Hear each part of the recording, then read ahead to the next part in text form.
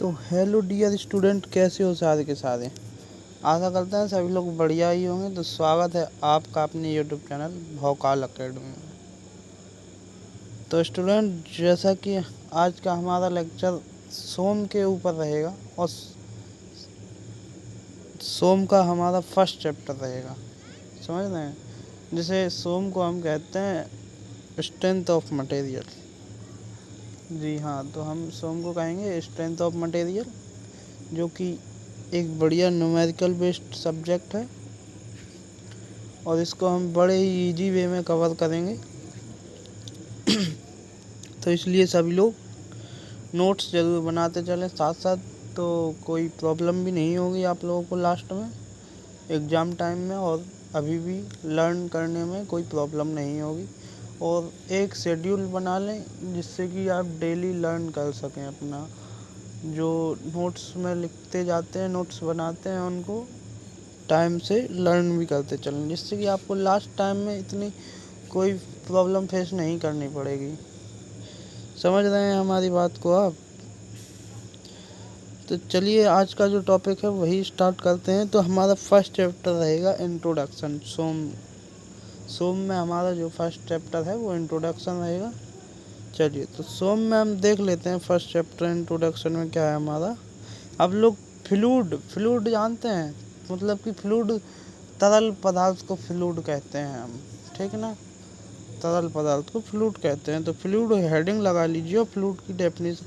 और ये first chapter है इंट्रोडक्शन का, तो पूरा चैप्टर डेफिनेशन बेस्ड है, मतलब कि इसमें सब डेफिनेशन दी गई हैं ज़्यादातर पूरे चैप्टर में, ठीक ना।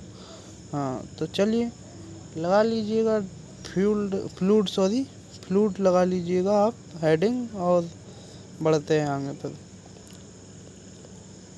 चलिए हेडिंग लगा ली होगी। तो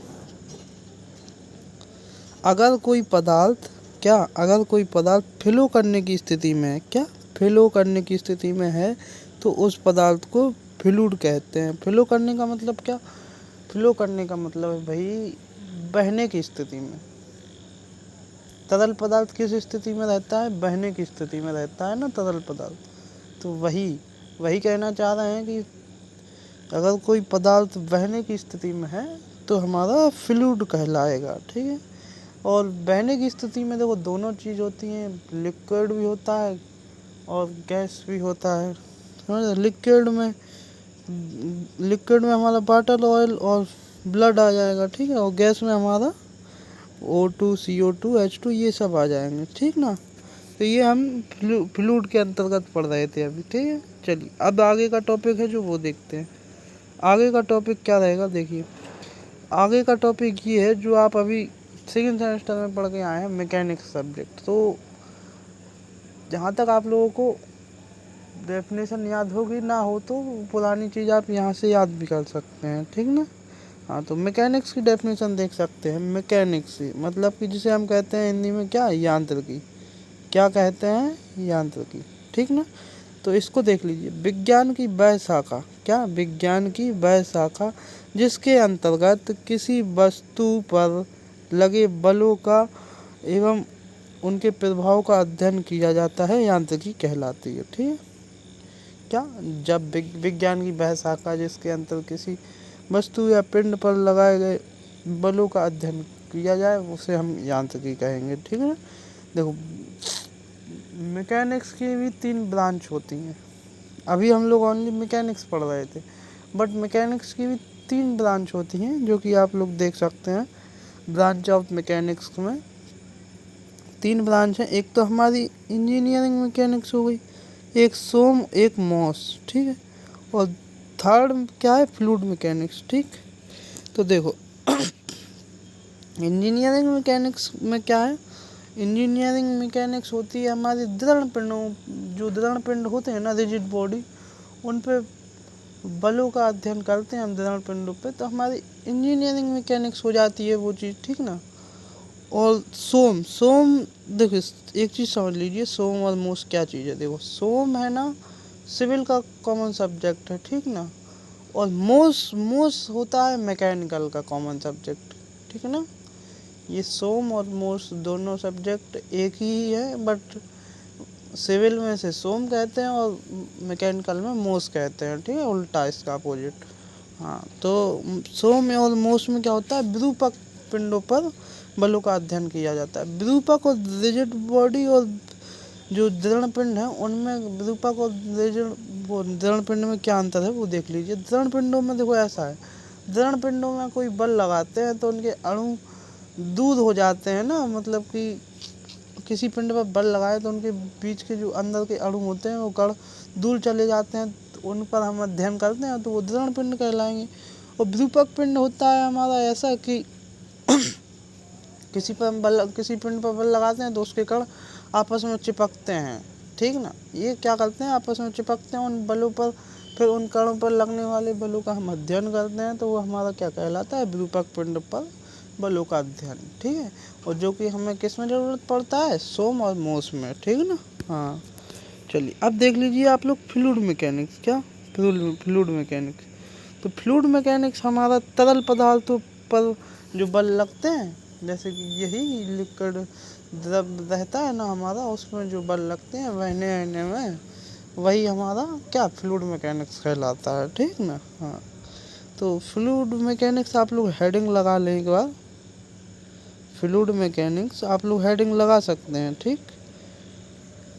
फ्लूइड मैकेनिक्स आप लोग हेडिंग लगाइएगा, उसके अंतर्गत लिखिएगा विज्ञान की वह शाखा, क्या, विज्ञान की वह शाखा जिसके अंतर्गत तरल पदार्थों तथा द्रवों तथा गैसों पर बलों का विराम या गतिमान अवस्था में क्या किया जाता है, अध्ययन किया जाता है, तरल यांत्रिकी कहलाती है।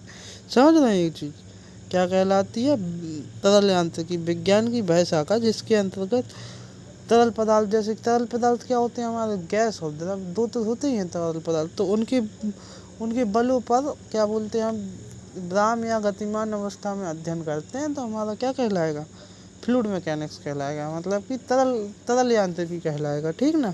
हाँ, और जो फ्लूइड मैकेनिक्स होता है, तरल यांत्रिकी, ये भी हमारा कम से कम 3 पार्ट्स में डिवाइड है, ठीक। तो देख लीजिए आप, फ्लूइड स्टैटिक्स होता है, फ्लूइड काइनेमेटिक्स होता है, फ्लूइड डायनामिक्स होता है, ठीक है। तो फ्लूइड मैकेनिक्स, ये 3 चीज़ें आप लोग हेडिंग लगा लीजिएगा। ये 3 प्रकार की होती हैं बेसिकली, इनका कुछ ज़्यादा कुछ खास यूज नहीं है, बस इतना ही लिख लें आप कि यह 3, जैसे कि वो बताया था ब्रांच ऑफ, क्या बताया था अभी थोड़ी देर पहले, देखो पीछे बैक करते हैं थोड़ा, ब्रांच ऑफ मैकेनिक्स, ऐसे ही हमारा फ्लूइड्स मैकेनिक्स है, ये भी 3 प्रकार का है, ठीक है। इसमें कुछ ये सब ज़्यादा लिखने की ज़रूरत है नहीं, डेफिनेशन वगैरह, ओनली आप 3 लिख दीजिए बस पर्याप्त है, ठीक ना। चलिए अब हेडिंग लगाइए आप लोग, हाइड्रोलिक्स। क्या, हाइड्रोलिक्स।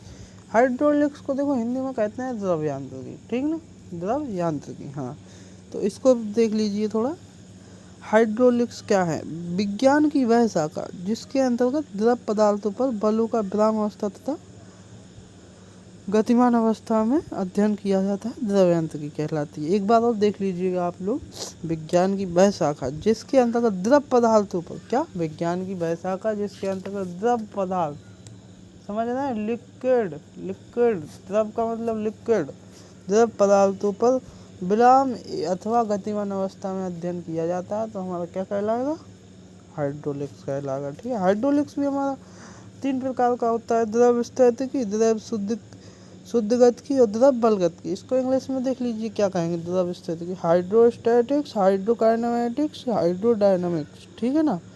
ये चीज़ हमारी 3 प्रकार की होती हैं, ठीक। हाँ, ये चीज़ आप लोग पर्याप्त तरीके से नोट्स बनाते चलें, जिससे कि आपको बाद में दिक्कत ना पड़े, क्योंकि बार बार आपको कंटेंट ढूंढने में टाइम लगेगा, और जाहिर सी बात है अगर कंटेंट ना मिला आपको सही टाइम से आपके पास, तो आपको बाद में प्रॉब्लम ही होगी। इसलिए अभी सही टाइम से आपको नोट्स बनाते चलें तो ज़्यादा बेहतर रहेगा, क्योंकि मैं इसका जो भी नोट्स हैं वो आपको प्रॉपर तरीके से नहीं दे पाऊँगा, समझ रहे हैं। और ये नोट्स हैं जो भी हैं ये पेड रहेंगे मेरे, क्या, नोट्स पेड में रहेंगे ये। अगर सभी नोट्स चाहिए हैं तो आप इस नंबर पे मैसेज कर सकते हैं, नंबर आपको दे रहे हैं, व्हाट्सएप पर कांटेक्ट कर सकते हैं इस नंबर पर। प्रॉपर नोट्स चाहिए अगर आपको, ठीक ना। क्या प्रॉपर नोट्स अगर चाहिए आपको तो देखिए ये नंबर आपको स्क्रीन पर शो कर रहा है, इस पर आप कॉल कर सकते हैं। ठीक ठीक ना। जिसे भी पेड नोट्स चाहिए वो आप व्हाट्सएप पे कांटेक्ट कर सकते हैं, उनको नोट्स मिल जाएंगे। ठीक, चलिए आगे का प्रोसेस देख सकते हैं अब आप लोग। क्या प्न्यूमेटिक्स गैस मैकेनिक्स, ठीक है। प्न्यूमेटिक्स को देखो हम लोग गैस मैकेनिक्स भी कहते हैं। ठीक, क्या कहते हैं, प्न्यूमेटिक्स को गैस मैकेनिक्स। देखो क्वेश्चन कई बार दो दो वैसा आ जाता है, कहीं कह देता है गैस मैकेनिक्स क्या है, समझ, इसका डेफिनेशन दीजिए। तो अब गैस मैकेनिक्स कोई कोई नहीं पढ़ता है, प्न्यूमेटिक्स पढ़ लेता है, ठीक ना। ऐसे ही कोई कोई प्न्यूमेटिक्स पढ़ लेता है तो गैस मैकेनिक्स नहीं पढ़ता है। तो ऐसा किया करें आप लोग दोनों चीज़ पढ़ें, जिससे कि आपको बेहतर तरीके से याद रहे और बेहतर तरीके से एग्ज़ाम में स्कोर कर सकें आप लोग अपना, समझ रहे हैं। तो दोनों चीज़ पढ़ें और इसकी डेफिनेशन ही देख लीजिएगा आप लोग। विज्ञान की वह शाखा, क्या, विज्ञान की वह शाखा जिसके अंतर्गत, दिख रहा है, नहीं दिख रहा होगा आपको, अब दिख रहा होगा।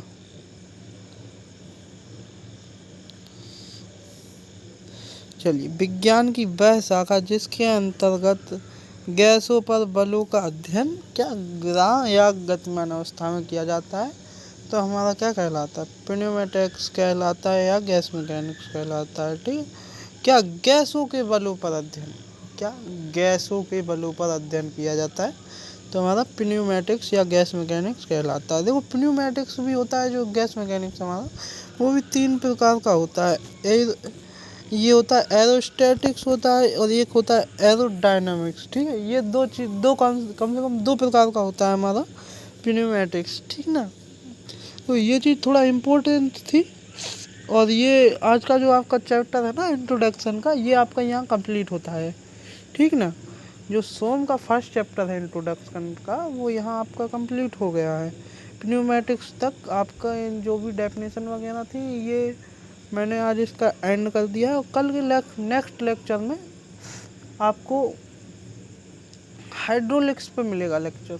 किस पर, हाइड्रोलिक्स पर। देखिए ऐसा है कि वीडियो बनाने में थोड़ा प्रॉब्लम होता है, इस वजह से डेली का मैं हर सब्जेक्ट का बदल के एक दो वीडियो डालते जा रहा हूँ, जिससे कि अभी काफ़ी टाइम है और आपका हो जाएगा सही मायने में कवर, आपका हो जाएगा। ठीक, हाँ, तो सही मायने में हो जाएगा आपका कवर, कोई प्रॉब्लम वाली बात नहीं है। और अगर आप लोगों को वीडियो पसंद आता हो तो थोड़ा लाइक सब्सक्राइब का देख लिया करो अपने आप से खुद ही, समझ रहे हैं, क्योंकि ये आपको करना है, हमको नहीं करना है। अगर वीडियो आपको जाहिर सी बात है अच्छा लगेगा तो आप लोग कर ही देंगे। इससे क्या होता है कि हम लोगों को थोड़ा मोटिवेट फील होता है, जिससे आप लोगों के को जो कंटेंट मिलता है ना, उसको बनाने में हमें थोड़ा मोटिवेट मिलता है, मतलब कि थोड़ा निराश नहीं होते हैं कंटेंट से कि कोई कुछ रिस्पॉन्स ही नहीं दे रहा है ये सब। तो इसीलिए आप लोगों से विनती यह रहती है कि आप अपना काम करते चलें, तो हम तो अपना करते ही जाएंगे, समझ रहे हैं। जी हाँ, तो जितना हमसे हो सकता है आपको कंटेंट फ्री ऑफ कॉस्ट ही देते हैं हम। अब कुछ चीज़ें होती हैं जो पेड करनी पड़ती हैं, तो उनके लिए आप लोग, और पेड का भी इतना ज़्यादा चार्ज नहीं रखेंगे कि आप लोग को कष्ट हो देने में, समझ रहे हैं। पेड का भी इतना चार्ज नहीं रखेंगे, पेड का भी गिना चुना चार्ज रखेंगे वो, जो आपको एक नॉर्मल सा बच्चा दे सकता है, समझ रहे हैं। इतना ही चार्ज रखा जाएगा पेड कोर्स का भी।